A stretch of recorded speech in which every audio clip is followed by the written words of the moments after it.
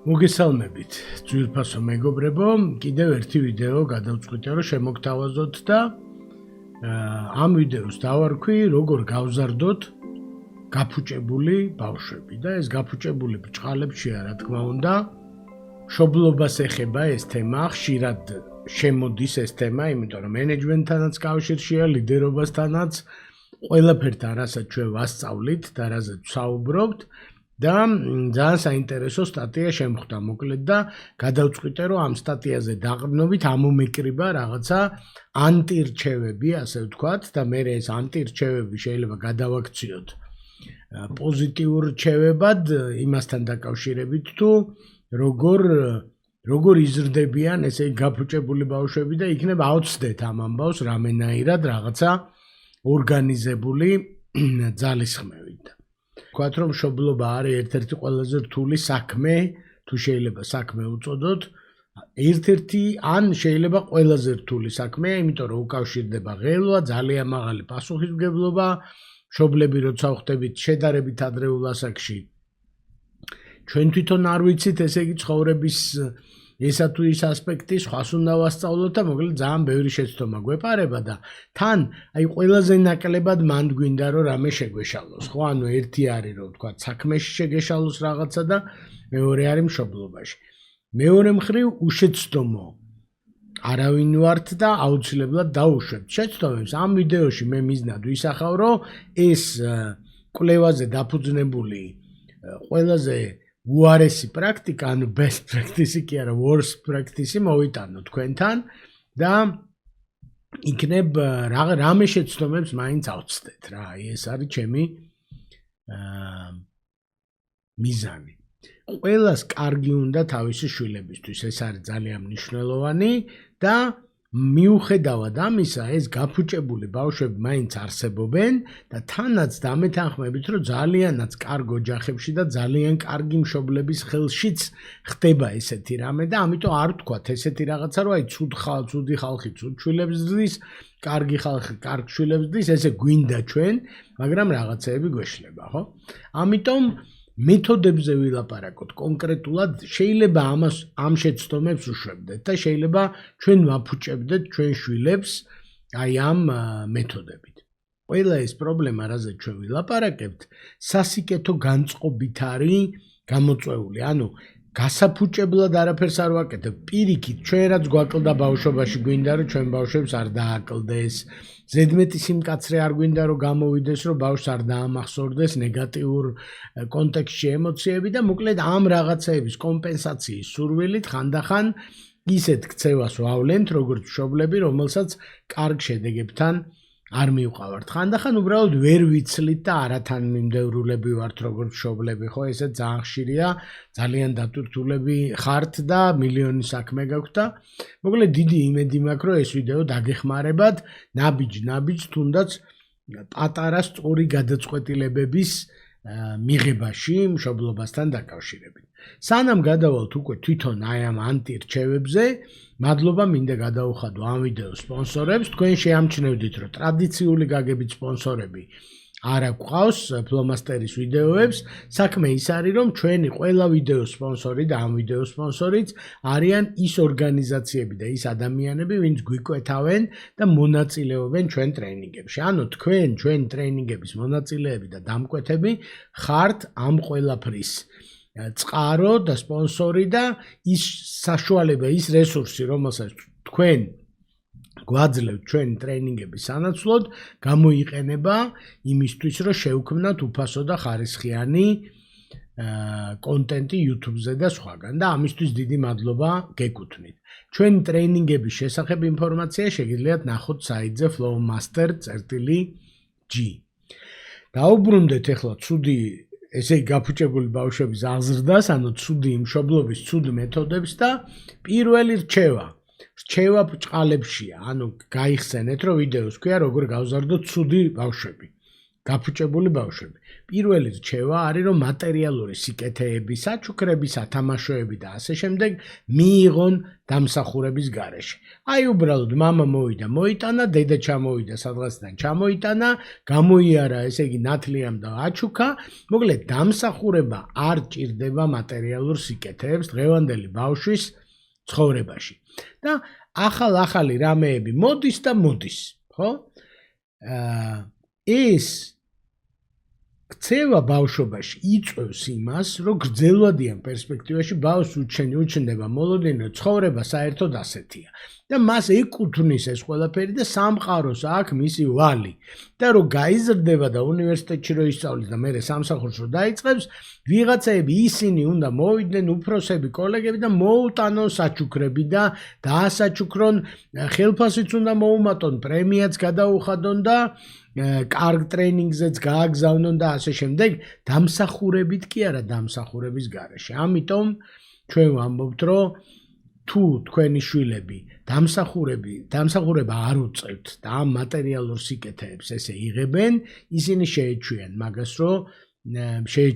მაგას, რომ მატერიალური სიკეთები ეკუთვნით და ვალდებულიც ვართ რაღაცნაირად და მერე შეიძლება უკმაყოფილო ყავდეთ ჩვილი, როდესაც მოხვალთა რაღაცას არ მოუტანთ, ან სტუმარი მოვა და რაღაცას არ მოუტანს და მოკლედ სერიოზული საფიქრალია ეს ცოდვა, ასე ვთქვათ, მშობლური, ძალიან გავრცელებულია და სულ არ არის საჭირო მდიდარი ოჯახი და მდიდარი საახლობლო იმისთვის, რომ ბავშვს მატერიალური სიკეთეები მოსდიოდეს ყოველგვარი დამსახურების გარეშე. ეს არის პირველი გზა, რომ გავზარდოთ გაფუჭებული ბავშვები. მეორე მეთოდი არის კონსტრუქციული კრიტიკის, ანუ უკავშირის დეფიციტი. ესე იგი, რომ ბავშვს არ ეუბნებიან, არ უსწორებენ და არ აძლევენ ფიდბექს, ხო? ჩვენ ვიცით ორგანიზაციაში რას იწვევს ეს ამბავი, ზუსტად იგივეს იწვევს ბავშვთან დაკავშირებით და ბავშვთან კიდევ უარესია, იმიტომ რომ მისი ცნობიერება განვითარების პროცესშია და ის რომ თვითონ მიხვდეს რა დააშავა ან კარგად რა გააკეთა, ძალიან რთულია, ხო? ამიტომ ჩვენ ვამბობთ, რომ კონსტრუქციული კრიტიკა არ არის ლაპარაკი ჩხუბზე, არ არის ლაპარაკი დასჯაზე, კონსტრუქციული კრიტიკა არის აღზრდის ერთ-ერთი დასაყრდენი და ბავშვს ეხმარება, რომ სწორი, არასწორი, კარგი საქციელი, ცუდი საქციელი გაარჩიოს ერთმანეთისგან და ეხმარება, რომ გაიაზროს თავისი ქმედება და გადაწყვეტილება მიიღოს და ჩამოიყალიბოს ჩვევა. არ არის ლაპარაკი სიმკაცრეზე, სასჯელზე, ლაპარაკია, რომ უნდა დაუჯდეთ ბავშვს, გასაგებია, რომ დაღლილი ხართ, გასაგებია, რომ გეცოდება და გიყვართ, რომ გეცოდება და გიყვართ, ზუსტად მაგიტომ უნდა დაელაპარაკოთ ადამიანურად და აუხსნათ, რა არის ცუდი იმაში, რაც გააკეთა და ჩვენ ბევრი ვიდეო გვაქვს უკავშირთან დაკავშირებით და ყველაფერი ის რაც გამოდგება, ასე ვთქვათ, სამსახურებრივ უკავშირში გამოდგება ჩვენი შვილების შემთხვევაში. რა თქმა უნდა, სხვადასხვა ასაკიდან გამომდინარე, უნდა მივერგოთ და იმ ასაკის შესაფერისი ვიყოთ, ასე ვთქვათ, ანუ ჩვენი უკავშირი კონსტრუქციული კრიტიკა უნდა იყოს იმ ასაკის შესაფერისი, რა ასაკის ბავშვზეც არის საუბარი. მოკლედ ამის დეფიციტი არის მეორე ცოდვა, რომ არავინ არ აძლევს ბავშვს კონსტრუქციულ ფიდბექს. ან უბრაზდებიან, ეგ არ არის კონსტრუქციული ფიდბექი, ან არაფერს არ ეუბნებიან. მოკლედ კონსტრუქციული ფიდბექის გარეშე, ახსნის გარეშე, რა დააშავა, რატო დააშავა, რატო არის, რატო შეუშლის ხელს და ასე შემდეგ, არაფერი არ გამოვა. და ავზრდით ადამიანს, რომელსაც არ ეცოდინება თავის საქციელის გააზრება, არ ექნება პასუხისმგებლობის გზნობა თავის საქციელებთან დაკავშირებით. ამ ცოდვას, ესე იგი მშობლურ ცოდვას, კონსტრუქციული კრიტიკის დეფიციტს უკავშირდება შემდეგიც ნაწილობრივ, ეს არის საზღურების დაუწესებლობა. ყველაფერი შეიძლება, თუ რაღაცეები არ შეიძლება. ეხლა აქ არის ესეთი პრობლემა, რომ საზღურებს, რა თქმა უნდა, ყველა მშობელი აწესებს, ოღონდ ყველა მშობელი არ არის თანამიმდევრული და აი კარგ ხასიათზეა მამა და შეიძლება რაღაცა, ცუდ ხასიათზეა დედა და არ შეიძლება და ასე შემდეგ, ხო? საზღურები უნდა იყოს გასაგები და უნდა იყოს მუდმივი, მეტ-ნაკლებად მუდმივი. დროთა განმავლობაში, რა თქმა უნდა, ბავშვის ასაკი იცვლება, მაგალითს მოვიყვან, რომ არ შეიძლება მობილური. ოღონდ დედას როცა უნდა ჭორაობა ან მამას როცა უნდა მეგობრებთან ერთად წყნარად დაჯდომა, ბავშვს ეგრევე გაუწვდიან მობილურს. რა გაიგოს ახლა ბავშვმა, არ შეიძლება მობილური თუ შეიძლება? აი ეგ არის ზუსტად ორმაგი სტანდარტი და ეს საზღურები და წესები, ასე ვთქვათ, დისკრედიტირდება და მე ბავშვი გაიზრდება და იფიქრებს, რომ ყველა წესები სამსახურში რა წესებსაც დაახვედრებენ სკოლაში, უნივერსიტეტში, ეს წესებიც ისეთია რა, რომ რავი, კარგი ურთიერთობა თუ გაქვს ხალხთან შეგიძლია არ დაიცვა წესები, ცუდი ურთიერთობა თუ გაქვს და ასე შემდეგ, ანუ ორმაგი სტანდარტის ამბავი ყალიბდება. რჩევა აქ რა თქმა უნდა არის, რომ მილიონი წესი კი არ უნდა გქონდეთ, ცოტა წესი უნდა გქონდეთ და წესი იმ შემთხვევაში უნდა დაწესდეს და საზღვარი, როდესაც თქვენ აპირებთ რომ დაიცვათ. თუ ვერ შეძლებთ რომ დაიცვათ ეს საზღვარი, მობილური საათები იქნება თუ საიტები სადაც შედის და არ შედის, თუ ზრდილობიანი საუბარი ოჯახის წევრებთან, სტუმრებთან და ასე შემდეგ, თუ ვერ დაიცავთ სტანდარტს, ჯობია რომ სტანდარტი არ არსებობდეს. თორე სტანდარტების დისკრედიტაცია ხდება ბავშვის ტვინში, რომელიც ჯერ კიდევ ჩამოყალიბების პროცესშია და ეს კარგად არ დამთავრდება, აი უწესო და გაფუჭებული რო ვამბობთ ბავშვები, სწორედ ის ბავშვები არიან, ვინც თვლიან, რომ ყველაფერი შეიძლება, რაც მოუნდება, ყველაფერი შეუძლია გააკეთოს და მე რაღაცნაირად დედა, ბებია ვიღაცები მოუგვარებენ ამბავს, ხო? პრობლემების მოგვარებას ეხება ზუსტად მეოთხე ანტირჩევა, რომ ყოველთვის თქვენ თუ უგვარებთ პრობლემებს, თქვენ შვილებს არ ეცოდინებათ პრობლემების მოგვარება. ძალიან ხშირია, რომ მშობელს ბავშვი ეუბნება, რომ ეს პრობლემა მაქვს და მშობელი ბავშვს კი არ ეხმარება, რომ მან თვითონ მოაგვაროს პრობლემა მასწავლებელთან, მეგობართან, ბებიასთან, დაძმასთან და ასე შემდეგ. არამედ დედა ან მამა ერევა და აგვარებს პრობლემას. ეს არ არის ჩვენი ამოცანა. ჩვენი ამოცანა არის, რომ ვასწავლოთ პრობლემების მოგვარება, იმიტომ რომ სულ არ ეყოლება დედა და მამა და თუ მივაჩვიეთ, რომ ჭირდება პრობლემების მოსაგვარებლად, სულ ვიღაცის ძიებაში იქნება ეს ადამიანი, ვისაც უნდა აკიდოს თავისი პრობლემები და სამსახურშიც გვხვდება ესეთი ადამიანი, რომელიც ფიქრობს, რომ ვიღაცა უნდა მოვიდეს, უფროსი კოლეგა ვიღაცა და მოუგვაროს პრობლემები და ეს ძალიან ცუდი გაკვეთილია და მოკლედ ამ მიმართულებით უნდა შევეცადოთ, რომ თავი შევიკავოთ. შემდეგი მავნე მშობლური ჩვევა არის შრომის ფასის ვერსწავლება. ანუ გასაგებია რომ თქვენ შვილებს უფრთხილდებით, არ გინდათ რომ ძალიან დატვირთოთ, გასაგებია რომ გვინდა სწავლაზე იყოს კონცენტრირებული, მაგრამ შრომის ფასი თუ არის სწავლა, არ ექნება მოლოდინი, რომ შრომით უნდა დაიმსახუროს, ესე იგი რაღაცაები. ხო, აი პირველ ანტირჩევა გაიხსენეთ, რომ თავისით მოსდის მატერიალური სიკეთეები. ეს კავშირშია შრომის ფასთან. ანუ ის დამსახურება იქ რო ვილაპარაკეთ, უნდა იყოს შრომით. და თუ ადამიანს ეცოდინება, რომ ისრომებს, მიიღებს შედეგს, სათამაშო იქნება, ჯიბის ფული იქნება, თუ რაღაცა სიკეთე, ასე ვთქვათ, მეგობართან გაშვება, დაბადების დღის საჩუქარი და ასე შემდეგ, მოკლედ ეს არის სწავლება შრომის ფასის და ძალიან ბევრი მშობელი უფრთხილდება თავის შვილებს, შეიძლება თვითონ ბავშვობაში, ესე იგი მძიმე დახსოვთ რაღაცეები და იმიტომ უფრთხილდებიან, შეიძლება ფიქრობენ, რომ მერეც ეყოფა შრომა და ეხლა რო არ დავტვირთო და არ აკეთებინებენ სამუშაოს, არ ასრულებენ, ესე იგი ბავშვები ჩვენ კულტურაში და შრომის ფასს ვერ სწავლობენ. მე აქაც სიმკაცრეს და იმაზე არ გაიგოთ, რომ იმაში ყინვაში და წვიმაში გავაგდოთ გარეთ ბავშვი, მაგრამ ისიც არ გააკეთოს, რაც არის გასაკეთებელი, თავისი საწოლიც არ უნდა გაასწოროს, დედმამას არ უნდა დაეხმაროს და ოჯახის წევრებს სახლში წესრიგის მოყვანაში თუნდაც და სტუმრების დახვედრაში და ასე შემდეგ და ასე შემდეგ, ხო? ეს არის მოკლედ მეხუთე ანტირჩევა. არ ასწავლოთ შრომის ფასი, თუ გინდათ რომ გაფუჭებული ბავშვი გაზარდოთ.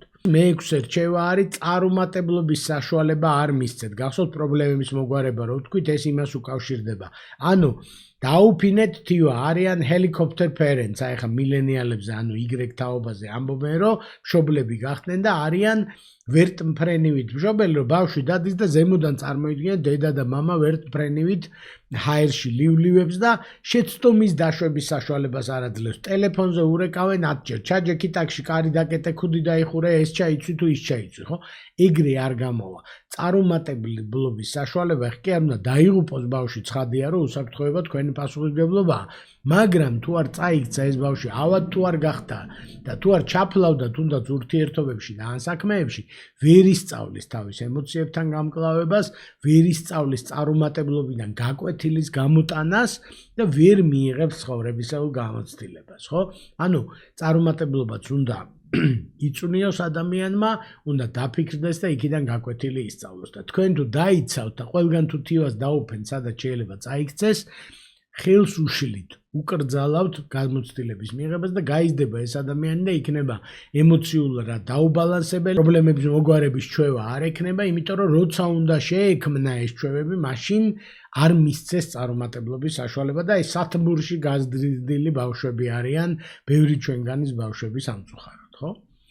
და მეშვიდე ანტირჩევა არის ცუდი საქციელის შედეგების არ დადგომა. აი საზღურებზე რო ვილაპარაკეთ, შეიძლება იმასაც დაუკავშიროთ, რომ კარგ საქციელს უნდა კონდეს შედეგი პოზიტიური და ცუდ საქციელს უნდა კონდეს შედეგი. არ არის ლაპარაკი სიმკაცრეზე და სისასტიკეზე, ხო? მაგრამ ეს მიზეზ შედეგობრივი კავშირი, როგორც პოზიტიური საქციელს პოზიტიური შედეგი რო უნდა მოყვეს, ასევე ნეგატიურ საქციელს ნეგატიური შედეგი უნდა მოყვეს, არის ძალიან მნიშვნელოვანი და ის ბავშვები, ვისაც გაზდით ადვილად ცუდი საქციელი ბილწითყვაობა იქნება, ყვირილი იქნება, უპატივცემულო დამოკიდებულება ოჯახის წევრებთან, ვისაც ეს გაზდის, მერე გონია რომ ყველაფერი გაუვა. ხო? და ამიტომ მათ ცხოვრებაზე და საქციელებზე ძალიან ნეგატიურად შეიძლება ეს აისახოს გრძელვადიან პერიოდში. ესე იგი, სერიოზულად დავიტვირთეთ, მე მგონი, მოკლედ, იმიტომ რომ დარწმუნებული ვარ, რომ ბევრ ამ ანტირჩევაში იცნობდით საკუთარ ხელწერას, ეხლა რა ვქნათ პრაქტიკულად, ხო? პირველ რიგში ჩვენი არხი გამოიწერეთ და ეს ვიდეო თუ მოგწონთ, დაალაიქეთ. იმიტომ რომ YouTube-იც და ჩვენც ასე ვხვდებით როგორი ვიდეოები მოგწონთ, ხო? კომენტარებში მოგწერეთ თქვენი გამოცდილება. ეხლა რაც შეეხება ბავშვების აღზრდას, დაფიქრდით რომელი ცოდვები ამ 7-დან რამდენად გახასიათებთ თქვენ და ოჯახის სხვა წევრებს, ხო? ოჯახის წევრების დევნას ნუ დაიწყებთ, ჯერ თქვენი თავის დევნა დაიწყეთ, იმიტომ რომ თქვენც გაქვთ წვლილი, ასე ვთქვათ, ამ ბავშვებთან ამ პრობლემების შექმნაზე. ისაუბრეთ ამ თემაზე ოჯახის წევრებთან, ცალმხრივად შეცვლა წესების არ გამოვა. ბავშვებსაც უნდა აუხსნათ რა ხდება, რას ვცვლით, თუ რამის შეცვლას აპირებთ და მეუღლეებს, მშობლებს და ასე შემდეგ, ვინც არიან ოჯახის წევრები და ჩართული ბავშვის აღზრდაში, ხო? დაიწყეთ კონკრეტული მცირე ცვლილებები, მაგრამ უკან არ დაიხიოთ, ანუ რასაც გადაწყვიტავთ და შეცვლით, ის დარჩეს და ბავშვებს აუცილებლად აუხსენით, რატომ ცვლით და რატო აკეთებთ ამ რაღაცეებს, იმიტომ რომ სხვანაირად თვითონ გამოიგონებს, ასე ვთქვათ, ცვლილების მიზეზს და შეიძლება არასწორად გაიგოს.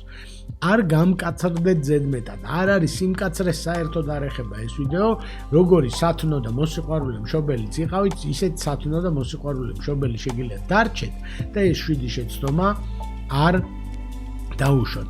არც თქვენი თავისთვის არ გამკაცრდეთ და ეხა იმაში დეპრესიულ იმაში რომ რა ცუდი მშობელი ვარ, მოკლედ იმედია რომ აქეთ არ წახოვთ, ხო? და იზეიმეთ მცირე გამარჯვებები ბავშვთან ერთად და ესე იგი, რასაც მიაღწევთ, თუნდაც ძალიან პატარა შედეგს ისიც აღნიშნეთ, იმიტომ რომ ჩვენ თუ ვლაპარაკობთ კონსტრუქციულ უკავშირზე, ნეგატიურზე, გამარჯვებების დაჯილდოება არ უნდა დაგვავიწყდეს და ამ წესებში იყო დადებითაც შედეგი უნდა მოყვეს და უარყოფითაც შედეგი უნდა მოყვეს. ეს არის სულ რაც მინდოდა ამ ვიდეოში. მე თქვა მადლობა ყურადღებისთვის და მალე შევხვდებით შემდეგ ვიდეოში.